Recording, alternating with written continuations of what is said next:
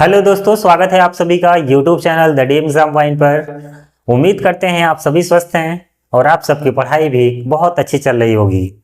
दोस्तों, आज की क्लास में हम एग्जाम्पल का सॉल्यूशन करने वाले हैं। एग्जाम्पल में जितने भी क्वेश्चन हैं बारी बारी से लेंगे और उनको सॉल्व करेंगे, क्योंकि पिछली क्लास में प्रश्नावली 5 का सी पूरी तरह से उसका जो सॉल्यूशन है क्वेश्चन का समाप्त हो चुका है। और आज की क्लास में हम प्रश्नावली 5 के सी के बाद जितने भी एग्जाम्पल हैं उनका मैं सॉल्यूशन करने वाला हूं। तो चलिए शुरुआत करते हैं। सबसे पहला क्वेश्चन क्या है उसको देखते हैं। पहला क्वेश्चन देखिए क्या कह रहा है। श्रेणी 1 दिया हुआ है, ये उदाहरण नंबर 1 है, ठीक। एग्जाम्पल नंबर 1, श्रेणी 54, 51, 48 ऐसे ही आगे है कि कितने पद लिए जाएं। कितने पद लिए जाएं मतलब n आपको फाइंड करना है कि योगफल 513, यानी कि जो SN है वो कितना होना चाहिए, 513। आगे दो उत्तर क्यों आते हैं हमें समझाना है। दो उत्तर आने का मतलब यही है कि जैसे n का मान अगर वो पूछ रहा है तो n का 2 मान आएगा और वो ऐसा क्यों आएगा, यही हमें रीजन देना है। तो ये बहुत ही सिंपल सा प्रश्न है। अगर SN दे रखा है तो जाहिर सी बात है कि SN का ही फार्मूला लगेगा। SN क्या है, पदों का योगफल। तो अगर हम इस श्रेणी से, इस समांतर श्रेणी से प्रथम पद निकालें तो कितना है, 54। सार्वंतर की भी जरूरत पड़ेगी, तो सार्वंतर D बराबर 51 माइनस 54, तो ये हो जाएगा -3। और n निकालना है आपको, SN दे रखा है, तो हमारे पास फार्मूला है SN बराबर n/2 2a plus n minus 1 into D. तो ये SN कितना दे रखा है, 513 बराबर n/2 ब्रैकेट 2a, a माने कितना है 54, और plus n minus 1 into D, तो यहां हो जाएगा इंटू -3। तो अगर हम इसका गुणा कर ले तो कितना हो जाएगा, 2 तिहाई 6, 2 एकम 2, 2 पंचे 10, 1026 हो गया। ये यानी यहाँ पर है तो 2 का गुणा 54 में करिए, 2 चौका 8, 2 पंचे 10। अगर हम इसका -3 से गुणा करेंगे यहाँ पर क्या हो जाएगा, -3 n + 3 हो जाएगा। -3 का गुणा इन दोनों में हो गया। अब एक काम करना है, इसको जोड़ करके n अंदर गुणा कर देंगे तो क्या हो जाएगा, देखिए 1026 है यहाँ पर बराबर n 108 और 3 111 -3n। अब n अंदर जा सकता है, कोई फर्क नहीं पड़ेगा, तो यहाँ हो जाएगा 111n माइनस 3n स्क्वायर। क्या 3 से कटेगा, हाँ कट जाएगा, तो ये 3 से हो जाएगा, 3 त्रिका 9, 3 चौका 12, 3 दूनी 6, ये हो जाएगा 3 त्रिका 9, 3 सत्ते 21 माइनस क्या n स्क्वायर। तो जो बड़ा वाला घात है वो माइनस में है तो आप इसको इधर कर लीजिए, तो यहाँ हो जाएगा n स्क्वायर प्लस, और ये इधर आएगा तो -37n, और ये है प्लस 342 बराबर क्या 0। अब यहाँ पर 1 है और यहाँ 342, तो 342 का गुणा 1 में करेंगे तो 342 हो जाएगा। तो अब हमें 342 का क्या करना होगा, फैक्टर। इस तरह से फैक्टराइजेशन करना है कि जोड़ने या घटाने पर कितना आना चाहिए, 37। तो चलिए काटते हैं, 3 एकम 3 एकम चौका हो गया। अब कितने से कटेगा, अभी ये 3 से दोबारा कटेगा, 3 त्रिका 9, 3 अट्ठे 24, फिर 2 से कट जाएगा 19, और फिर यहाँ 19 एकम 19। अब इस तरह से इसको सेट करना है कि जोड़ने या घटाने पर 37 आना चाहिए। तो देखिए क्या हो जाएगा, 3 त्रिका 9 दूना 18, तो 18 और 19 कितना हो जाएगा, 37। तो यहाँ हो जाएगा n square minus 19n minus 18n, और बगल में कितना है 342 बराबर 0। तो इन दोनों में क्या कॉमन है, n, तो हो जाएगा n माइनस 19। यहाँ -18 कॉमन है तो n-19 बराबर क्या 0। तो अब ब्रैकेट कॉमन है तो n-19 कॉमन है तो बचेगा n-18 बराबर क्या 0। तो यहाँ पर n का 2 मान मिलेगा। तो अगर हम n-19 बराबर 0 लेते हैं तो n बराबर क्या मिलेगा 19। यदि n-18 बराबर 0 लेते हैं तो n बराबर 18 मिलेगा। अब यहाँ पर n का 2 मान मिल रहा है।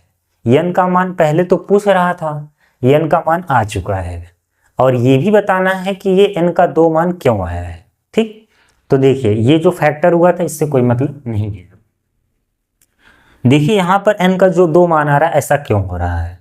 यहाँ पर n का मान 19 भी है 18 भी है, पदों का योगफल कितना है 513। तो n का 2 मान आने का यही मतलब है कि 19 पदों का योगफल भी 513 होगा और 18 पदों का योगफल भी 513 होगा।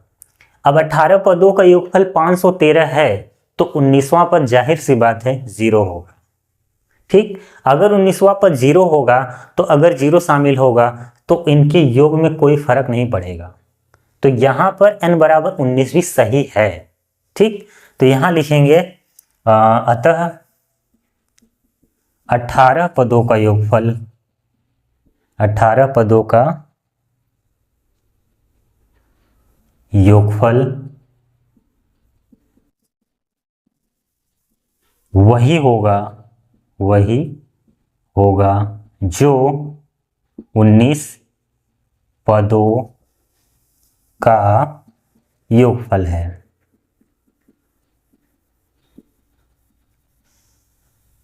उन्नीसवां पद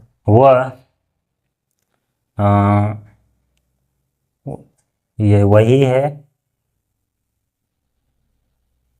तथा 19वां पद शून्य होगा, ऐसे।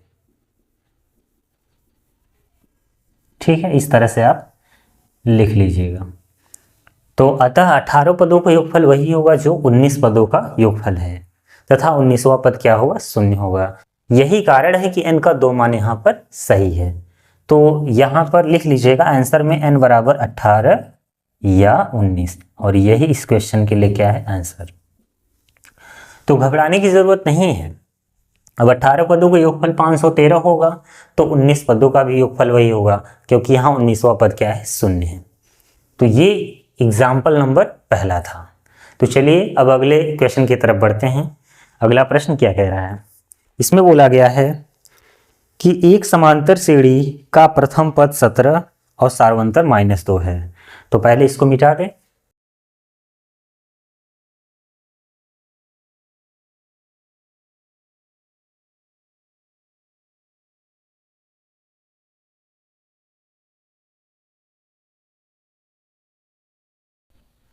तो दूसरा एग्जाम्पल है एक समांतर श्रेणी का प्रथम पद 17।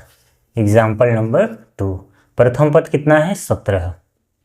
आगे सार्वंतर -2 है, d बराबर -2 और उसके कुछ पदों का योग 72 है, यानी ये क्या है SN। तो उन पदों की संख्या बताओ और दोहरे उत्तर की व्याख्या करो। यानी कि जैसे इसके पहले वाले क्वेश्चन में बोला था यहाँ पर भी वही बात बोल रहा है। तो कोई दिक्कत नहीं है, यहाँ भी n का 2 मान आएगा। तो हम जानते हैं कि SN बराबर होता है n/2 2a plus n-1 into d। तो SN कितना है 72, n/2 2a यानी कि 17 n-1 इंटू d कितना है -2 है।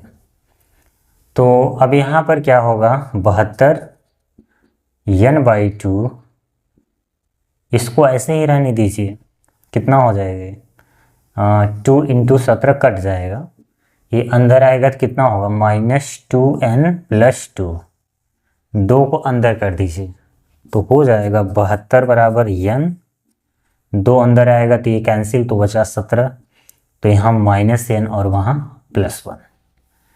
तो हो जाएगा 72 बराबर, ये 17 और एक 18 होगा तो n अंदर आएगा तो 18n, और ये यहाँ पर होगा तो माइनस n स्क्वायर।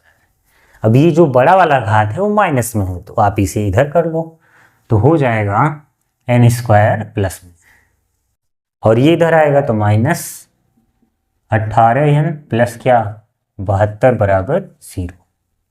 तो ये वही है इसलिए वही प्लस रहेगा। तो अब 72 को इस तरह से सेट करना है कि जोड़ने या घटाने पर कितना आना चाहिए 18। तो 72 का इस तरह से फैक्टर आपको करना है। तो चलिए देखिए यहाँ पर फैक्टर कर लेते हैं। तो यहाँ हो जाएगा 2 3 6, 2 6 12 हो गया, 2 18, 2 9 18, 3 का 9, 3 कम 3। चलिए यहीं पर सेट कर लेते हैं। तो यहाँ पर हो जाएगा 3 दूना 6, दूना 12 और 3 दूना 6, तो 12 और 6 कितना होता है 18। तो यहाँ पर हो जाएगा n square minus 12n minus 6n plus 72 बराबर 0। तो क्या कॉमन है n minus 12 minus 6, n minus 12 बराबर क्या 0। तो अब ब्रैकेट कॉमन है तो चलिए बाहर करिए, n माइनस 12 बाहर होगा तो बचेगा n माइनस 6 बराबर 0। तो यहाँ पर n माइनस 12 बराबर 0, तो n बराबर क्या होगा 12, और यदि n माइनस 6 बराबर 0 तो n बराबर क्या मिलेगा 6। जैसे इसके पहले वाले क्वेश्चन में आया था वैल्यू, ऐसे यहाँ पर भी आया है, यानी n बराबर 6 भी होगा और 12 भी होगा, यानी कि 6 पदों का योगफल जो है वही 12 पदों का योगफल भी होगा, क्योंकि जो 12 पद हैं उसमें 6 पदों का योगफल क्या होगा 0, तभी ऐसा पॉसिबल हो सकता है। तो यहां लिखेंगे अतः 6 पदों का योगफल वही होगा जो 12 पदों का है, 12 पदों का योगफल होगा, क्योंकि 12 पदों में 6 पदों का योगफल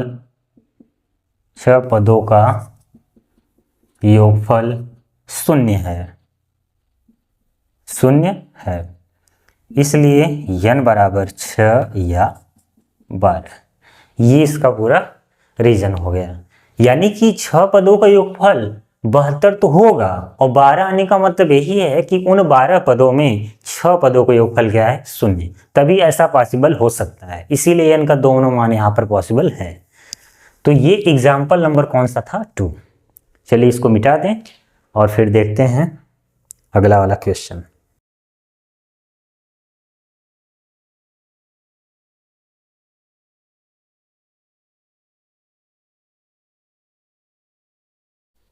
तो अब देखिए क्वेश्चन नंबर 3, एग्जाम्पल नंबर 3 है। उस समांतर श्रेणी को ज्ञात करो जिसके n पदों का योगफल, हमें क्या ज्ञात करना है समांतर श्रेणी जिसके n पदों का योगफल SN दे रखा है, कितना है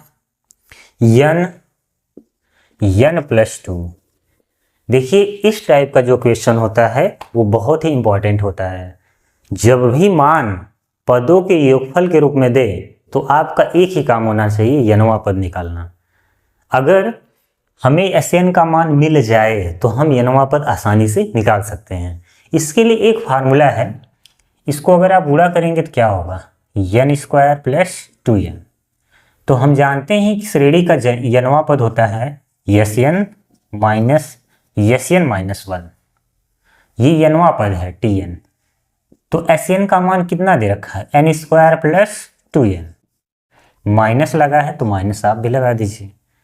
अब जहां n था वहां n-1 होगा, तो क्या लिखेंगे n-1 का होल स्क्वायर प्लस 2n-1। जहां जहां n था वहां n-1 आ गया। अब इसको कैलकुलेट करना है n square plus 2n minus ये a माइनस बी का होल स्क्वायर है, तो a स्क्वायर करेंगे यानी n स्क्वायर होगा, b का स्क्वायर करेंगे तो 1 होगा, -2ab दोनों का गुणा करेंगे तो -2n, और ये अंदर हो जाएगा तो 2n माइनस क्या 2, तो यहाँ हो जाएगा n स्क्वायर प्लस 2n, और कुछ यहाँ पर कैलकुलेट करिए, n स्क्वायर 1 -2 -1, ये तो कट गया यहीं पर, तो यहाँ पर n स्क्वायर प्लस 2n और माइनस अंदर आएगा तो -n स्क्वायर प्लस 1 हो जाएगा, तो ये तो कट गया, तो यहाँ पर आ जाएगा 2n प्लस 1। तो ये आ गया श्रेणी का यनवा पद। ये पूछा नहीं है लेकिन निकालना तो पड़ेगा ही, जब तक यनवा पद नहीं आएगा आप कुछ नहीं कर पाओगे। तो जब हमें श्रेणी का यनवा पद मिल चुका है तो अब प्रथम पद पूछे, सार्वंतर पूछे, कुछ भी निकालना हो सब निकाल लोगे। अब हम यहाँ पर n बराबर श्रेणी निकालना है तो n बराबर 1 2 3 4 ऐसे ही रखते चले जाएंगे और हमें यनवा पद मिलता चला जाएगा। तो अगर हम यहाँ n बराबर 1 रखें, n बराबर 1 रखने पर t1 हो जाएगा, t1 यानी कि जहाँ n है वहाँ 1 रखोगे तो 2 इंटू 1 प्लस 1, हाँ ठीक है, तो कितना हो जाएगा 3, और यहाँ t2, तो t2 का मतलब क्या है कि n बराबर 2 रखने पर t2 बराबर 2 इंटू 2 प्लस 1, 2 दूना 4 1 5, n बराबर 3 रखने पर t3 बराबर 2 इंटू 3 प्लस 1, 2 3 6 1 7। इसी तरह से आप n का मान रखते जाएंगे और श्रेणी मिलता चला जाएगा। यही पूछा था ना, हाँ, समांतर श्रेणी को ज्ञात करना है। कुछ क्वेश्चन में ऐसे भी बोलता है कि अगर SN इतना हो तो समांतर श्रेणी के 5 पद ज्ञात करो, 3 पद ज्ञात करो। तो यहाँ पर आपको केवल श्रेणी निकालना है तो 3 पद काफ़ी है।